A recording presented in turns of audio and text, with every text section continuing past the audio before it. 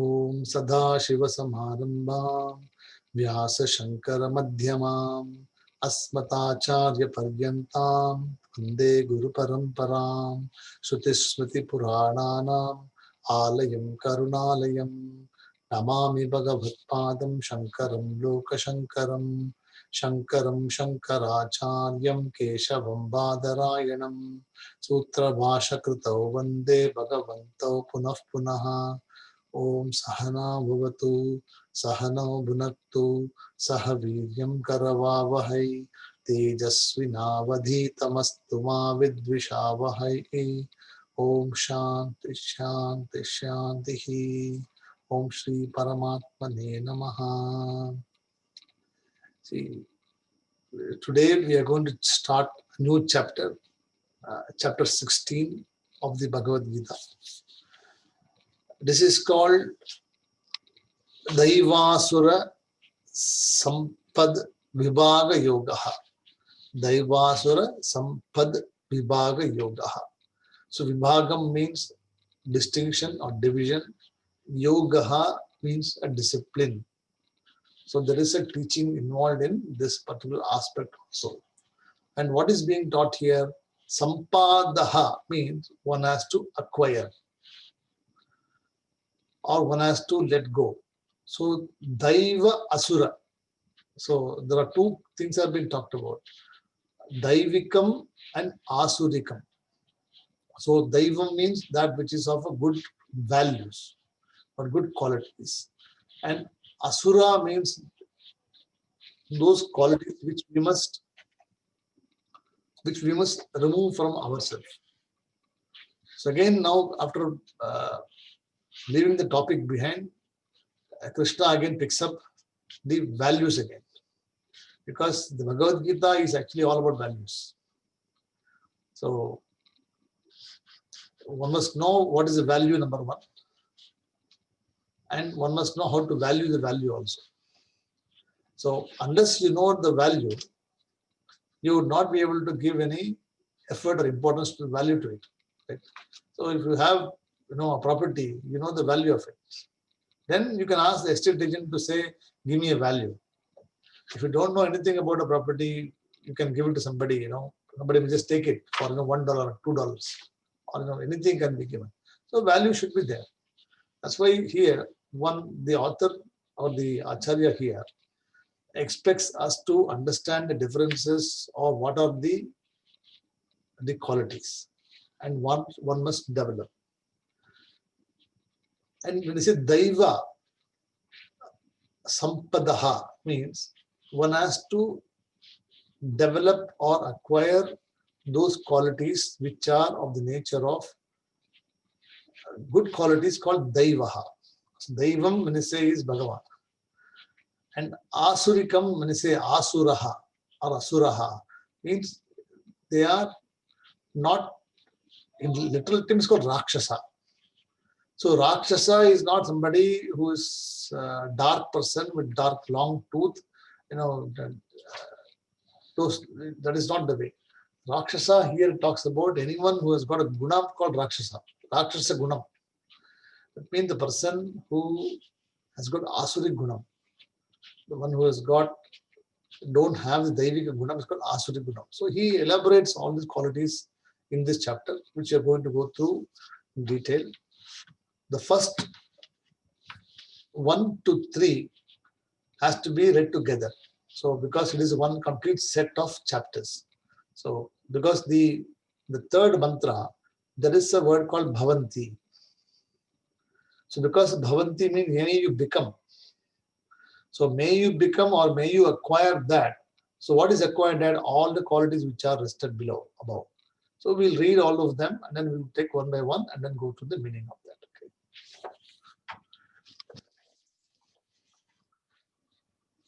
Sri Bhagavan Uvacha Abhayam Sattva Samshuddhim Abhayam Sattva Samshuddhim Jnana Yoga Vyavastitihi Jnana Yoga Vyavastitihi Dhanam Dhamascha Yajnascha Dhanam Dhamascha Yajnascha Swadhyayas tapa arjavam. Shri Bhagavan uvacha abhayam sattva samshuddhihi jnanaryoga vyavastitihi danam tamascha yajnascha swadhyayastapa arjavam. Ahimsa satya ahimsa satya krodhastyagaha ahimsa satya ahimsa satyam krodhastaha tyagashantirupaishunam daya bhuteshvalo luptvam daya bhuteshvalo luptvam madhvam hrichapa chapalam madhavam shrichapalam tejashama gyutihi shaucham adroho nati manitaha bhavanti sampadam devi abhijatasya bharata. So these are the three verses discussed here. So the first one is called Abhayam. Abhayam means freedom from fear. So fearlessness, when you say, freedom comes to you when from fearlessness comes to you because there is no two things. Whenever there is another thing other than you, is always a fear of losing that thing. Whether it can be money, it can be property, it can be relative, it can be son, it can be daughter, it can be wife, husband, or friend, or anyone. There is always a fear of losing that person or losing that particular thing, and it gives you insecurity. So this is not the absolute bhayam of the wise person. Right?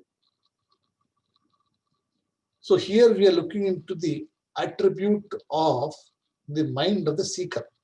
Right? So it depends upon several factors. The primary one is death. See, this is not an ordinary fear.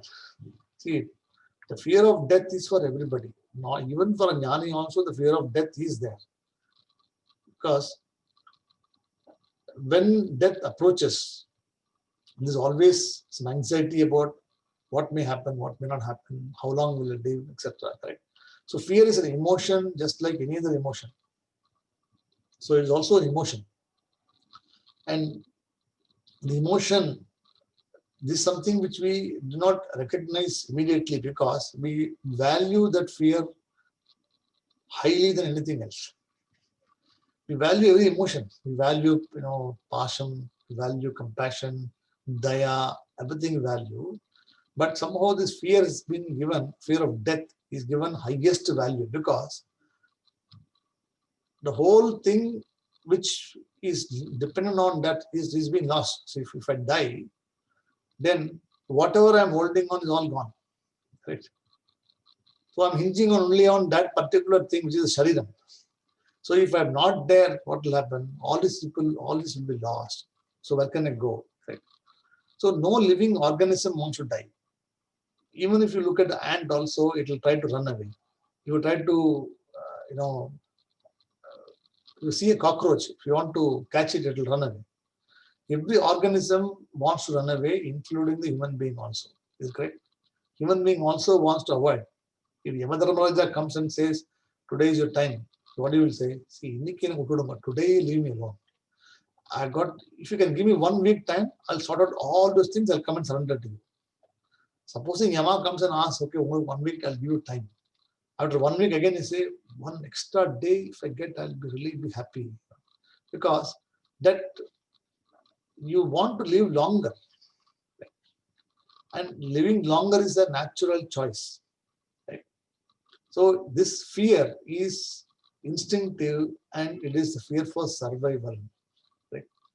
So whereas the survival happens to be an emotion happens to be in the mind of the person, and because you are connected to this emotion, you feel afflicted, you feel sad, and you feel that somebody is being lost. It is true that the person, anyone who comes here, jatasya hi dhruvam mrityu dhruvam mritasya janmacha, correct?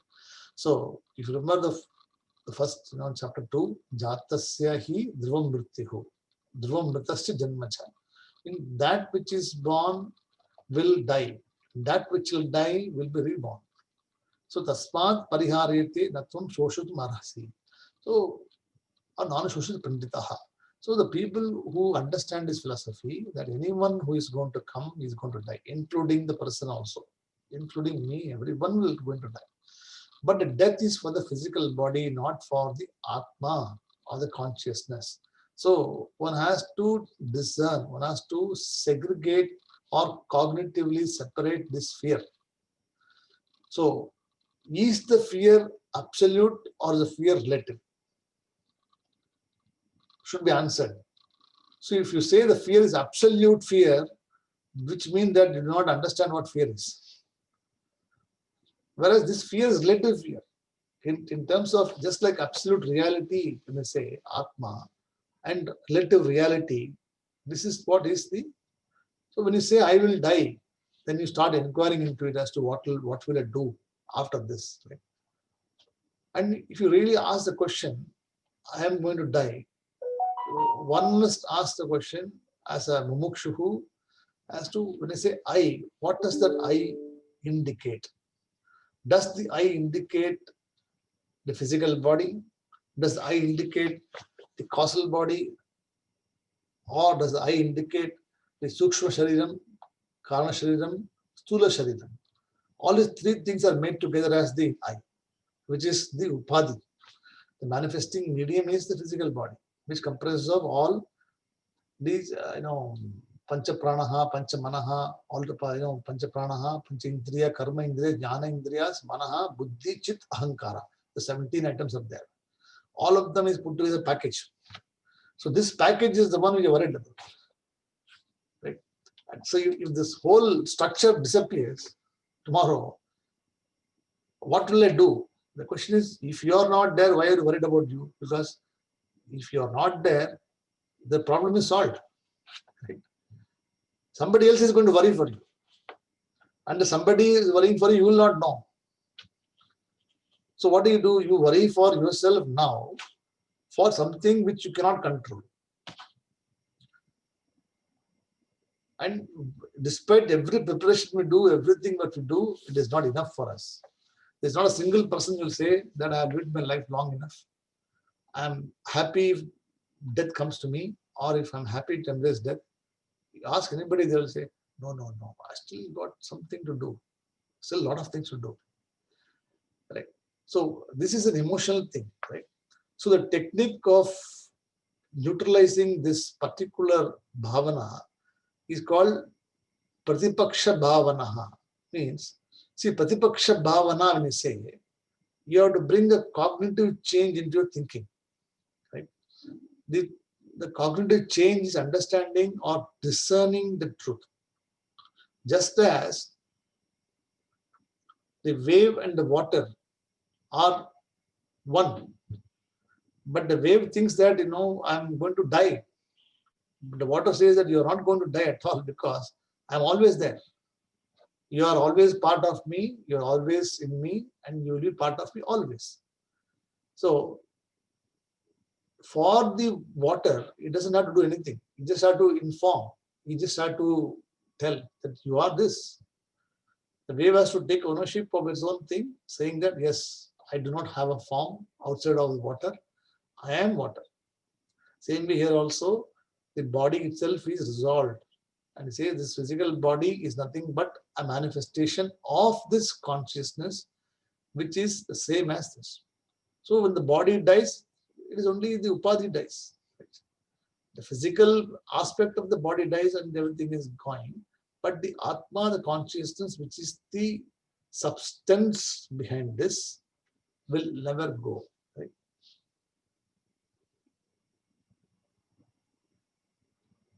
So this is what has to be understood. So death is always around the corner. One must not be afraid. In terms of afraid means afraid, there will be fear. But Shastram teaches you to be prepared and to do what is required for one to To achieve Brahma Jnanam, and in the wake of the Brahma Jnanam, you will be able to handle this better. The person who cannot handle this better is subject to emotional problems. That means he will be suffering, he or she is suffering for a long time. One will be able to get over it very quickly, understanding that yes, this person was there and he lived his life, he went away, but he's going to be born in some other loka, in some other form, he's there. So he is not lost forever. Only that particular structure which you see today is not there, because it's part of the karma is over. Right? So this is what is important to understand. Then the second quality one has to do is sattva samshuddhihi. See, sattva samshuddhihi means, shuddhi means purity, means you have to have purity of mind. Sattva samshuddhihi means the antakaranam or the mind has to be purified. But why it is separately given here? Because it is a value which one has to acquire. So how do you have this mind, a purity of mind? Having clear thoughts, following dharma. See, when you follow what is righteous thing, see, every person knows internally whether I'm doing right or wrong. Correct? You don't have to have another opinion, because one's own mind will tell you that I am doing this incorrect. This is not correct. Because whatever you are doing, you expect other people will not do to you also. Correct? See, if you are getting hurt by somebody, you must not hurt somebody. This is values. You don't need to study anything great about it. If you are getting cheated by somebody, you will say that I should not cheat anybody. Correct? So you develop these values. So let deceit, all these kind of things which are there. These are values. So one does the karma activities in conformity with dharma, thereby one attains sattva samshuddhihi. Correct? So if you are free with this, one has to develop these qualities. This is also the second quality of daiva sampat. The first one is abhayam. So bhayam means fear, and abhayaha, when we say, is freedom from fear, being fearless. Then jnana yoga vyavastitihi. Right? See, jnana yogaha. Yogam means a discipline. It is a method. And jnanam means knowledge. And vyavastitaha means establishment or established or seated firmly. It's called vyavastitaha. So jnana yoga vyavastitihi, when you say, the person is firmly established or firmly pursuing knowledge only. You may pursue other things also. Artha, kama, dharma also will pursue. So Shastram does not say that just because you are studying Shastram, Bhagavad Gita, one must not go to course, one must not go to buy things. No. You can still, these are required to be for Vyavaharika survival. You have to do this. You still have to eat food, you still have to go out, meet your commitments, relatives are there, children are there, your own family commitments in that. You still have to do those. But along with this activity also, one has to be firmly established in Jnana Yoga. That means having the knowledge received from the Shastram through the teacher. And the meaning of the word Atma or Brahman has to be understood very clearly. See, Jnana Yogam is what? Jnana means knowledge. Knowledge is another word for Atma. Right? That which is Sarvagyaha, that which is all-knowing, all-pervasive is Atma. Right? So if you have any disposition or any problem, then one has to work towards making sure that you are free from that problem. See, when you are starting to study Shastram, when you are starting into this journey, There are number of hurdles you have crossed or you're experiencing or you're going to come in the future. One must not be deterred by those things. One must never be, put off by the slowness or the slow how it is changing, because it takes a lot of time for us to correct our mindset. It is not easy.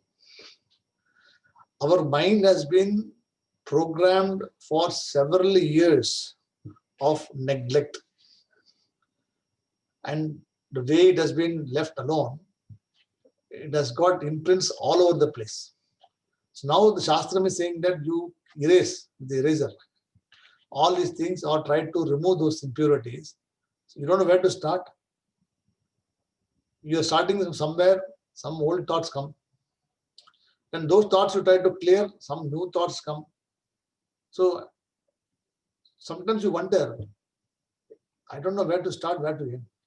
Shastram says that do not worry about those things.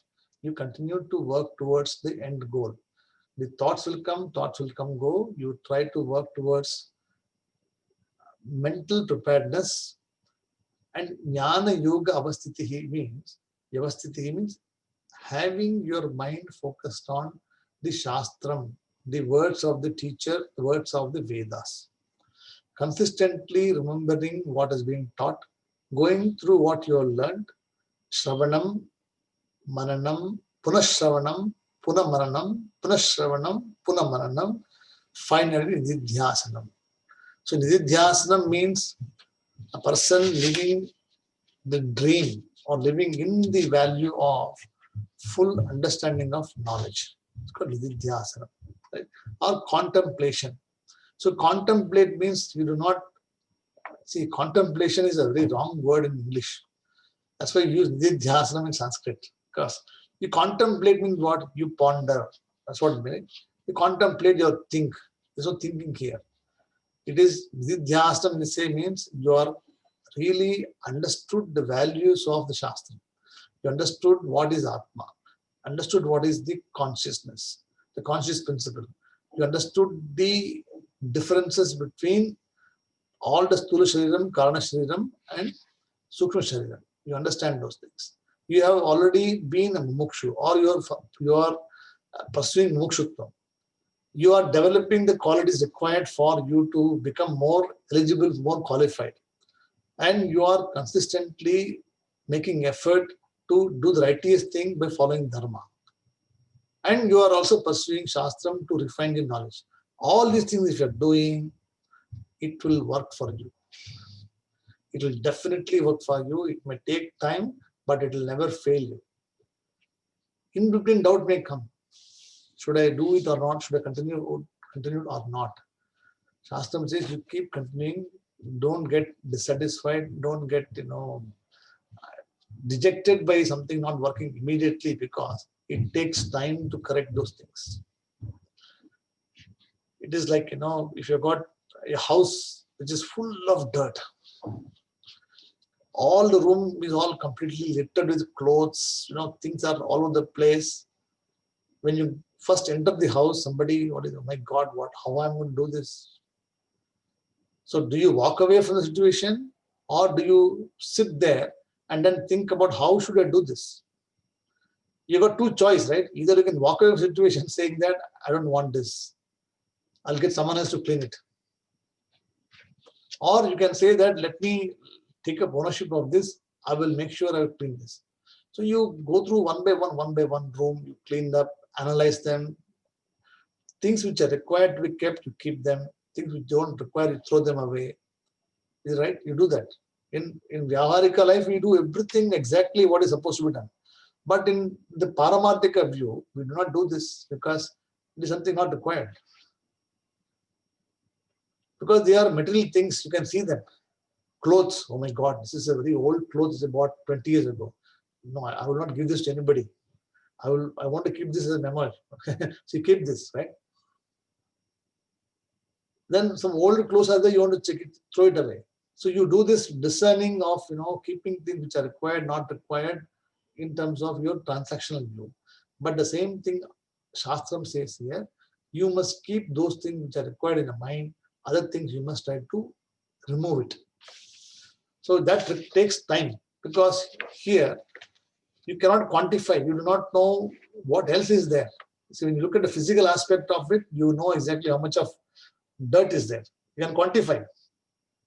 But your mind is, you can't see them. And you don't know where to start, where to end, how clean it is, you do not know.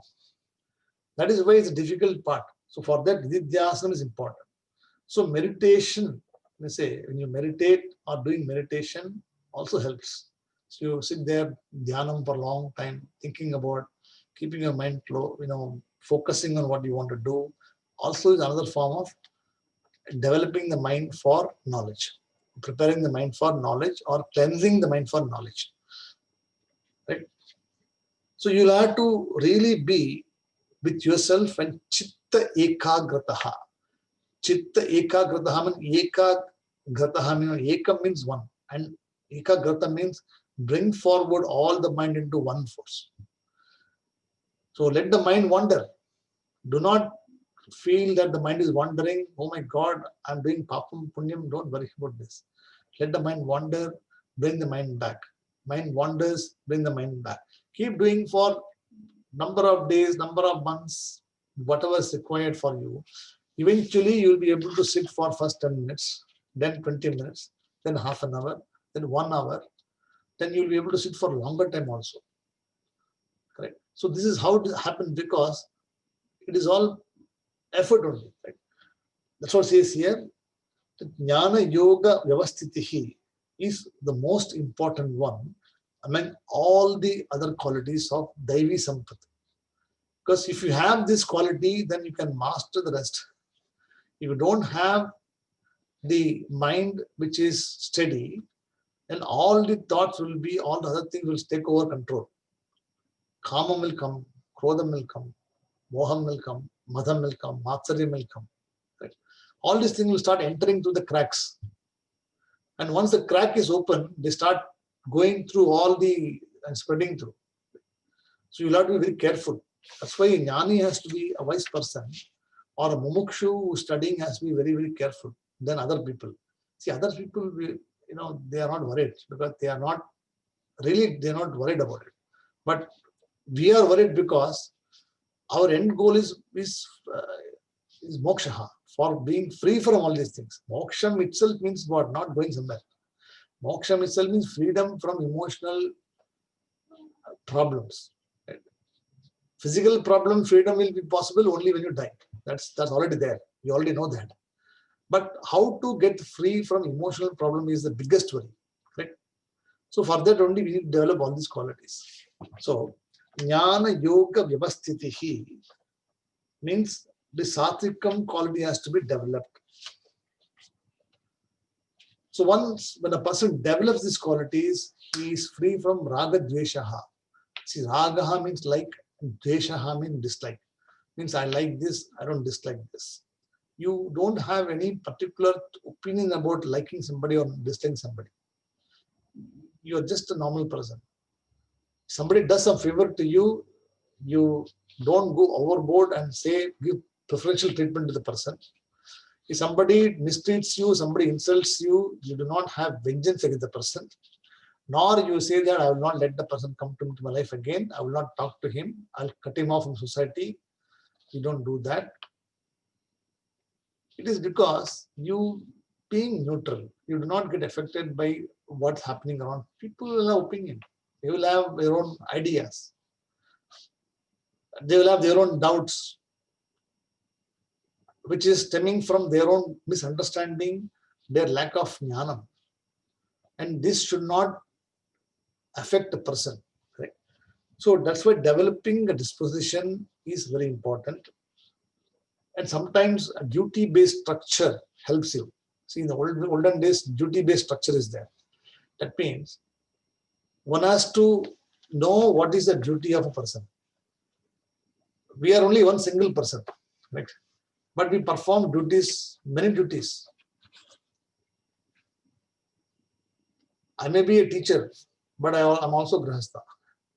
I've got duties towards my wife. I've got duties towards you as a student. I got my own shraddha towards my teacher, service is there. Then I got children, they need help, society needs help, office needs help. Do you think that I become multiplied by something? No. One person offers multiple roles. So the person does multiple roles, and the role is only for that particular thing only. You must give importance only to the role and do what is required. The role should not affect you. Duty should not affect you. If you become the duty starts affecting you, then you become emotionally connected. Is it right? So that's why he says what karmane adhikaraste mahapaleshu kadachana. Why he says like this? Because you only have duty, you only have right to do karma. You do not have a right to do any results. Is something which you can expect. The result is not something which is in your hand. Mahapaleshu kadachana. Even what a lot of people say, don't expect results. No. If you don't expect result, why do you want to do a job first of all? The whole purpose of result, you are doing the study is to get result, moksha. If somebody says that don't expect results, then you'll ask, why should I study Shastram? So Shastram doesn't say this. What it says here is that results are something which can expect, but the results will not be always in your favor. It may be in your favor, it may not be in your favor. So be prepared to accept both of them in the same equanimity. So this is called Jnana Yoga Vyavasthitaha. Means when the knowledge rises, you will be able to accept both of this Raga Dveshaha and not be affected by it.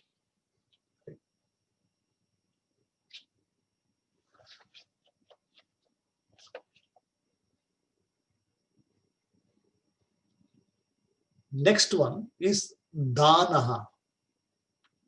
So Danaha means, Danam means giving to somebody according to the capacity, necessity, and one's own ability also.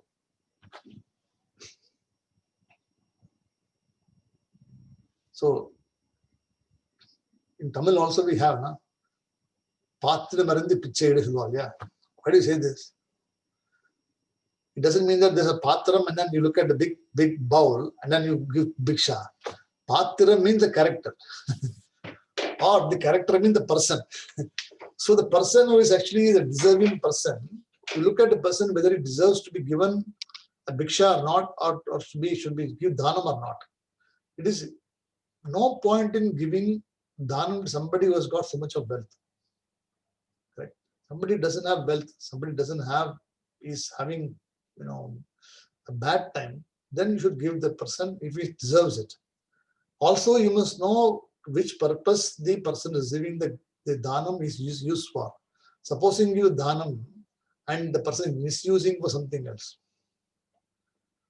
Like, the newspaper you see, somebody will actually float a big, charity organization, some portal will be there, and they'll say, my child is suffering, and you donate money to the person.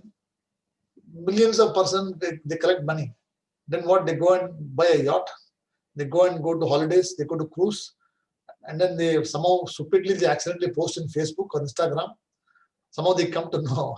This is also a problem because see, when the enjoyment comes, talagala puriyadam yadam. So you do not know what's happening there. So you forget the basics and you start to give leaves of traces. So you will come to know about it. So you must be very careful about whom you are giving dhanam, why you are giving dhanam. Also, you must not give dhanam when you don't have the capacity to give also.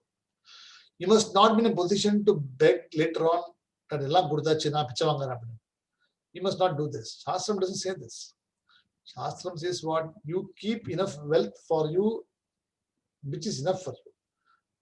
See, the word enough also is a misnomer, because if somebody tells you that, I have one house, enough. Now, according to my lifestyle, I need 10 houses. This is my enough. This is all, one person's extrapolation of what is enough. Shastram says you understand what is required for you. How long you going to live? How many times you eat? 3 times a day you eat. You'll eat so much, only you'll eat. You'll have so many clothes to wear, so many shoes to wear. How long No, I will wear one shoe every hour. It is all extreme. So this person doesn't have any Purushartha Nishchaya. We are not talking about a person. We are talking about a person here who is a mumukshu, who is actually pursuing jnanam, and the person has got understanding of what artha, kama, dharma is. And he has been encouraged to do dhanam. That means dhanam also is a capacity one has to develop. That means sometimes you have to give. See, even though sometimes people don't expect to receive something also, it becomes your duty to give dhanam. Correct? Just because the person doesn't ask anything or not required, labam, sir. Just use it. It is actually called asuri quality. This asuri quality means this is actually asura quality where you just keep taking and do not give. Like the mother nature, they give you the earth on which you are building the house. They give you heat, the fire, which is coming through gas, whatever it is there. Water is there, air is there. Right? All these are given to, rain is there. All these are given to you by the Bhagavan without even you asking. You don't ask for rain, but rain comes to you naturally. Water is abundant and plenty. You are not starving. You are very nice clothes, good lifestyle, everything. Bhagavan is giving you money also, good job, good education, good children, all sampath you got. Still people cry. I don't have this. Other than if I had this, I would have been better for me. So always comparing. No? That you should be one step ahead of everybody, you must be ahead of everybody. So sometimes, when you have jnanam, when you give away things, you are less burdened. Imagine you got 5 properties. You'll be worried about what taxman. What should I declare to this person? If I declare this, will he allow me or not? Later on, will be assessed or not? What if the tenant destroys some property? Will he maintain the property or not? I should go and check with him once. And what if he doesn't pay me rent? All extra worries are coming, right? Is it warranted or not warranted? You have to think about it. Can you live without it, or you want to live with it? This is all called analysis, correct? So danaha, when you see here, means you must give a limit beyond which one must not be giving. That depends upon the person's ability. That's why in the Shastram also it says here, Shraddha Deyam, Ashraddha Adeyam, Kriya Deyam, Piya Devam Deyam. So that's the Upanishad says here. You must give Dhanam with Shraddha. So if you don't have Shraddha, don't give Dhanam. It means if you want to say, do something, because in the Guru Shishya Parampara, always, you do something to the teacher. Like, I do something always, like I invite her here, or I pay for something else. She will not ask me anything that you do this. You have to go and ask, do you need anything else? Are you comfortable there? We have a teacher living in Bahamas. She is well established. I still keep asking her, do you want anything else? Are you okay? No, I'm okay. I'm okay. Like, can you do the small thing? After many, many times, she'll say, okay, I think, I need to do something like this. So sometimes people don't ask, but you have to keep asking to say that because you are doing a duty. Because knowledge is given, you must not get anything free. Even though it is available to you free also, you must not accept it. You must give something out. That's what dhanam means. Okay? So dhanam means always giving a value to something which you don't get it otherwise. Right? So it can be anything. At the same time, you must give only what is available to you, what you can give. You must place a value also on dhanam also, to whom it is being given, how it is being used is important. And shraddha. So ashraddha means what? You must never give anything which don't have shraddha in it also. Correct? So this is attitude. Correct?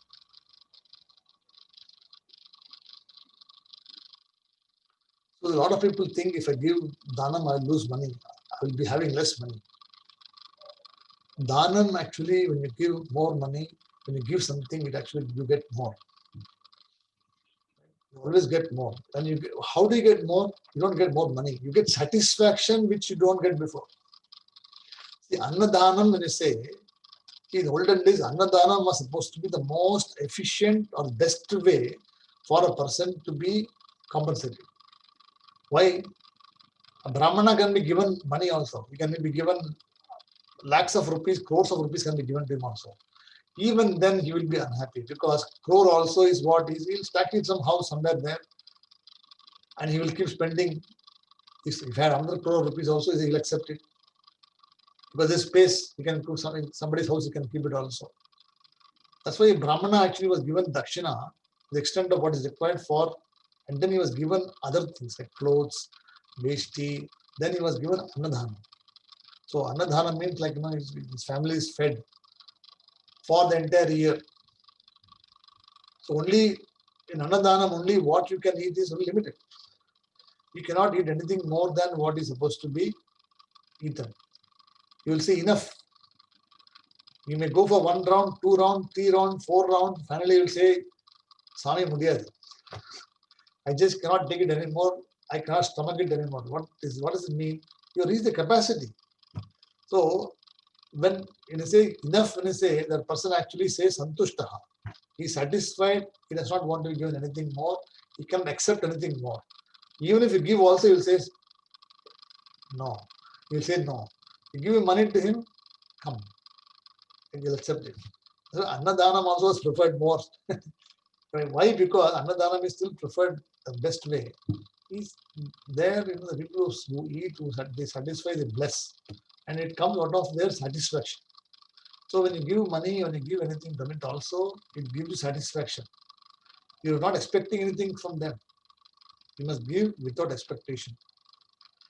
And when donating something to somebody, you must not get the kurta, I'll become president of society. He will make me more profitable. I'll be, more votes will come to me. These are all not the right way. Iska ashraddha adheyam. Dheyam means giving. Shraddha means having the trust and the commitment. Shraddha deyam, ashraddha adheyam. Dhana is also one of the qualities.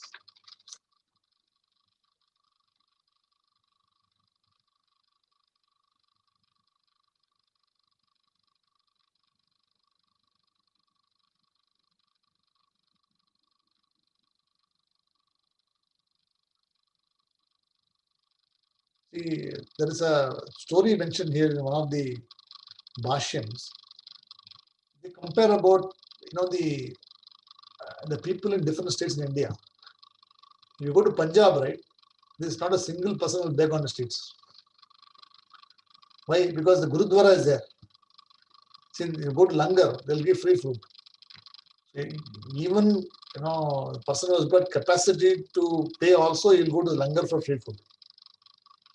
So Langar means what? There's actually a huge cooking capacity where people are more, any religion can go. You can also go, I can go, Punjabis can go, anybody can go there. And those people can go and have whatever food they want in whatever capacity they want. Right? So what it says here, there are certain places where there is no poverty because food is abundant, plenty. People will not steal also. So when your stomach is full, when your everything is full, why do you need to steal? Right? You steal the fundamental stealing thing because when you don't have even one meal a day, when you are fed properly, when you are healthy, then you do not feel the need to cheat. Right? So very important quality. Dana is very important quality also mentioned here. That's why in India we have a very great culture of dhanam.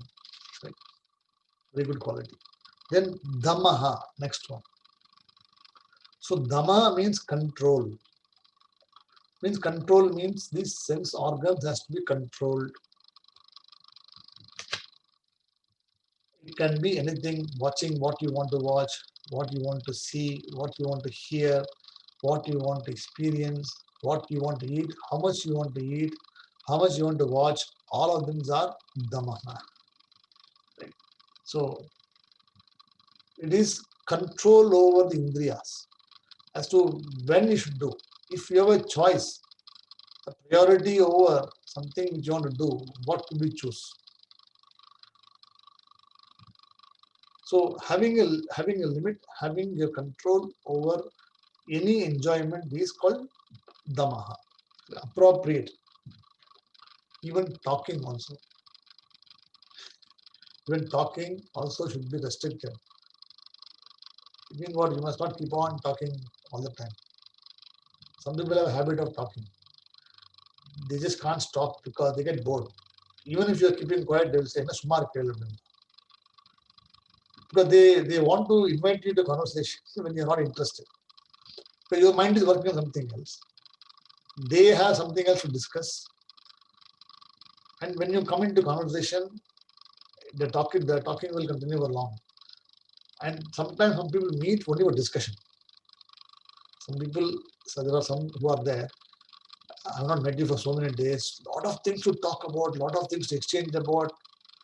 People ask me also, what else is there? I said, there's no news. I said, what news? There's no news because I don't go anywhere. I don't have meet anybody. I don't read newspaper or other people's newspaper. What news I can give you? Do you want to know about my classes? No, I don't want to know about all these things. I can only talk to you about what I'm doing. They are not interested in that. They want to know what else. What else is there? So how can you create what else when you know that anything else? Very important. So developing the quality is called even talking, seeing, walk, even sleeping also is important. How much you should sleep also is important. Shastram says that you can have a good 7 hours sleep is important. 7 or 8 hours is maximum. One must not sleep at odd hours. Be a nocturnal. Sleep at 2:30, 3 o'clock. Get up at 12:31. Don't take shower, eat, and then you decide at 3:30 you want to take bath or not. Then you say, no, I'll skip. You go to the gym. The 6:30 you take bath. These are all not called good qualities. This is not called damaha because you are actually not actually following anything. You are just living a life just like anything. See, the hippo also may take bath, may not take bath for 2 days. It doesn't need to. If it feels that it has to take bath, it will go and jump into the water. Or when the temperature is very, very hot outside, when the body becomes very cold, it goes and jumps in the water. Otherwise, what it will do, it will keep on going somewhere else, eating food, etc. It will be very busy in something else. So it should not be like this. That's what it is here. So this is called damaha, having control senses. See, these are all very good values. See, Bhagavad Gita is all about values. What it's trying to tell you is to acquire these qualities or to work towards getting these qualities. It is not for judging another person. See, very clear. Huh? You must not use these qualities to judge. Oh, see, I have got Dhamma, this fellow doesn't have Dhamma. I have got Jnana Yoga, he's got no Jnana Yoga. He's useless person. No, it is only for judging yourself, not for other people. You must not judge other people by these qualities. You must say whether I have the quality or not. Because at the end of the day, this study is not for another person. This study is not for making another person or putting another person. You are elevating yourself in your own eyes, in your own perception. Is it right? This is the only purpose of this. You must never use this knowledge for somebody saying, see, I am all jnani. These people are all jnanis, don't know anything at all. No shraddha, no dhanam is there, no jnanam is there. Ajnanis people, karma kandis. You must never discuss this kind of things.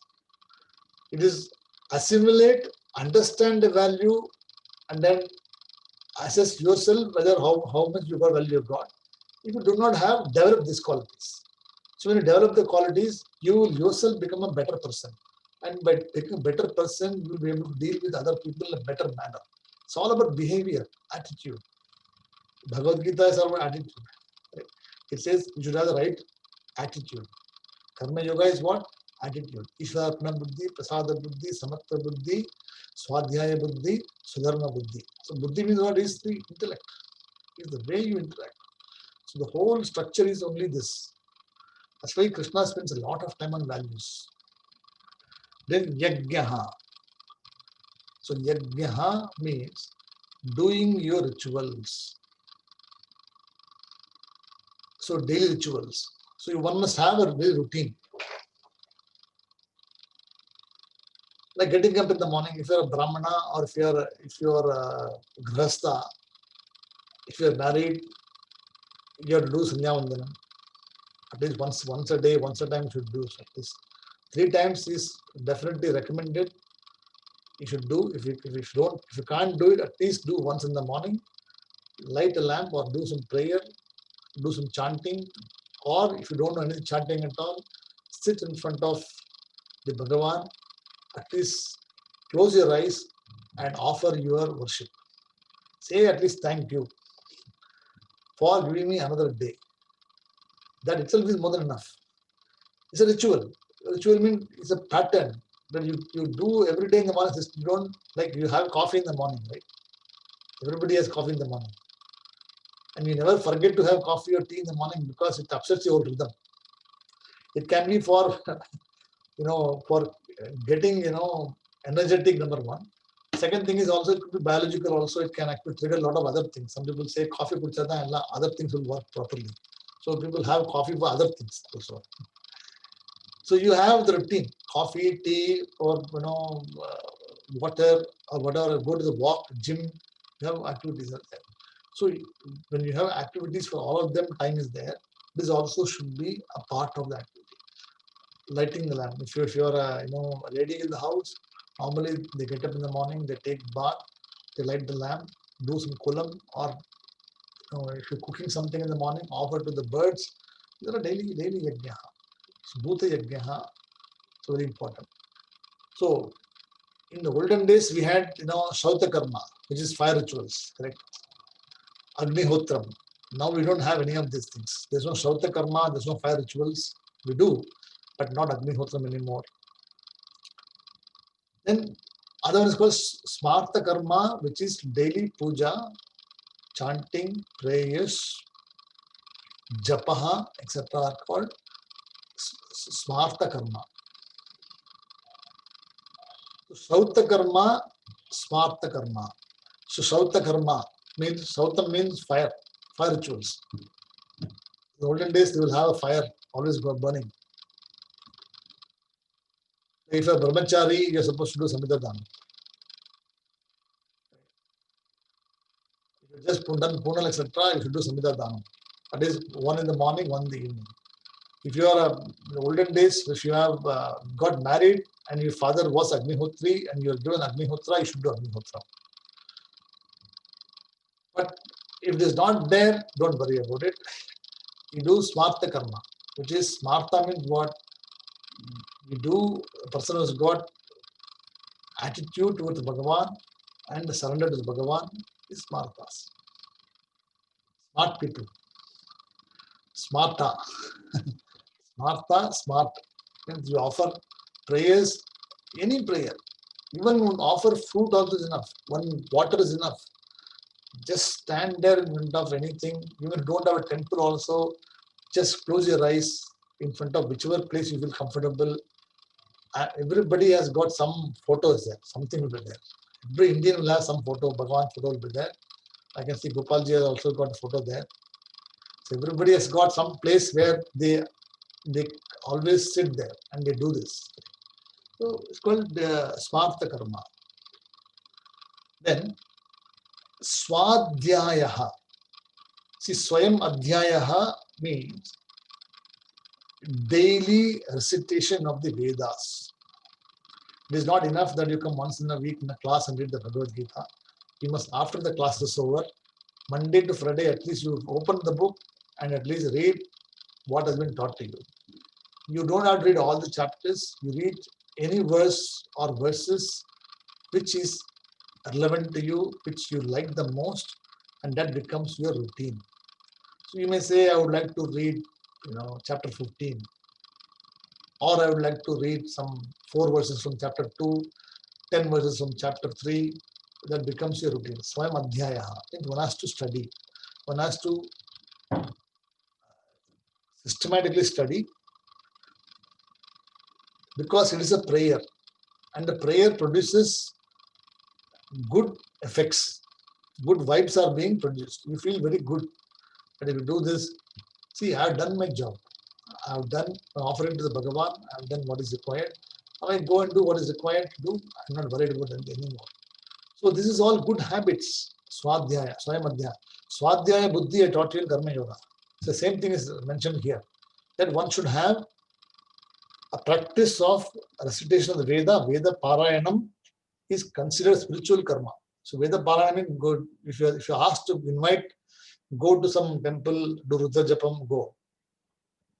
If you're not doing other studies, supposing if you're doing this kind of studies, teaching, etc., you don't have time, it's okay. But if you're not doing anything else, you're asked to go to a temple and say chant Rudram or offer some prayers, do some service. These are all called Swayamadhyaya.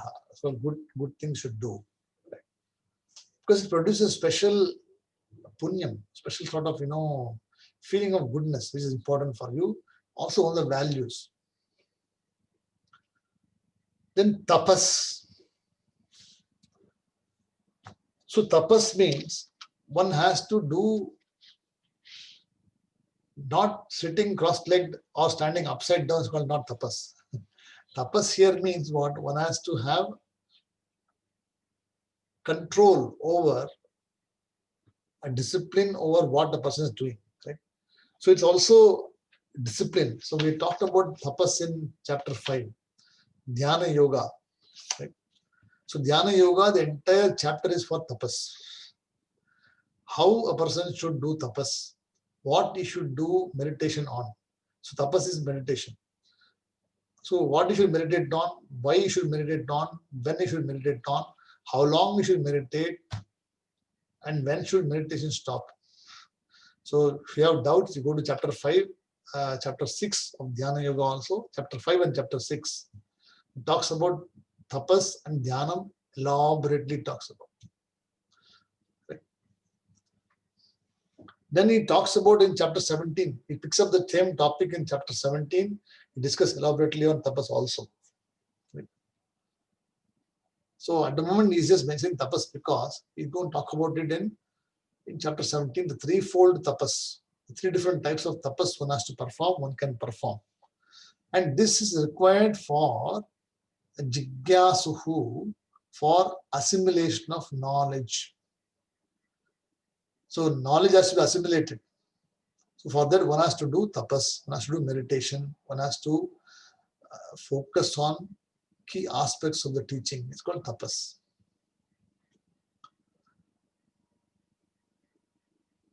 We'll look at one more and then we'll stop the class. Arjavam. Arjavam we saw in the 13th chapter. In chapter 13, verse number 7. Arjavam, Shanti, Arjavam. Acharyam, Shaucham, Shantihi, Arjavam. The quality we saw. Arjavam means what? Straight talking. Or speaking the truth. Speaking what one thinks clearly and without mincing. Or without, trying to twist something. Some people will say, I'll call spade a spade. It is not what it is. It means what you think and then talk. And when you talk to the person, you tell your mind what you think is right or wrong. According to the expression should be your view on what dharma is. It is not what you think is right is. You must base your judgment, decision based on what dharma says, what shastram says. See, this is shastra viruddhaha, so I will not do this. You may be getting a lot of money. Somebody will say, I'll give you do this for me, I'll protect you. I'll give you some protection here and there. What do you say? I don't want, first of all, tell me the source of the money or how you're going to protect me. He says, I'm going to do this, I'm going to do this. You feel that it is not right. You feel. And what do you do there? So I don't want such money, I do not want it. I'm making very clear to you. So you can walk away. So Satyam Bada Dharman Chara. See in Tadrupa Satyam Bada Dharman Chara Swadhya Anma Pramataha. But correct. The qualities of given. Swadhya Anma Pramataha means what? Swayamadhyaya is foremost. Satyam Bada, speak the truth. Dharmam Chara, follow dharma. All that they are taught also in the Upanishad. Because one has to follow this, right? So Arjavam means a very important mean. You must not compromise on any of the values which is there. But as long as you've got ragadveshas, you will compromise. If you've got likes and dislikes, you will somehow twist and turn and say, we'll do like this. Some compromise. So compromise should not be done on values. If you think the value is broken, then you must say this is not accepted value. I will not support this. And you can say why I'm supporting it. It is based on sound judgment of the Shastram, your understanding of what Dharma is. For that you should know your Dharma. Swadharma should know. That's why Karma Yoga is Swadharma. Swadharma Buddhi is taught. If you do not know Swadharma Buddhi, if you don't have any of these 5 Buddhis by this time, it will be difficult for you to implement it. So if you don't have it, you still have to develop those qualities. So Arjavam means this the one what you think and you speak is consistent. You do not think something and do not say something else. Oh, I thought like this, I said something else. No. What you think, you just tell. This is and this is based on understanding on Shastram and Dharma. Right? So our response should be based on always values in Dharma. It must not be something which you think you want to say, correct? Because you don't like the person, you want to say like this. So straightforwardness is Arjavam, right? And in chapter 17, he again repeats the same thing, Arjavam, qualities repeats. So today we'll stop here at Arjavam. And the next class will continue with Ahimsa, Satyam, Akrodaha, Tyagam, Apaisunaha, Aloduptvaha, Mardavaha, a lot of qualities. It's so many. I love this because all these are required for us. We have this all in us. I'm not saying that we don't have. We have this. Sometimes we have more, sometimes we have less. Sometimes we forget we have this also. Right? So how to be consistent, how to develop the values systematically, consistently, and have uniformity is important. That is what is all about here. Is this clear so far? Anyone has got any questions or anything which you want to ask? Okay. Suresh, everything okay? Okay. Yama just put thumbs up, so everything is okay. So we will complete the class here for now, and we will resume next week. Then we will go through more values. See what Krishna has got to say. Om Purnamadah Purnamidham Purnat Purnamudachyate Purnasya Purnamadhaya Purnameva Vasishyate. Om Shanti Shanti Shanti Harihi Om Tat Sat Shri Gurubhyo Namaha Harihi Om. Namaste. Shubhratri to all of you. Harihi.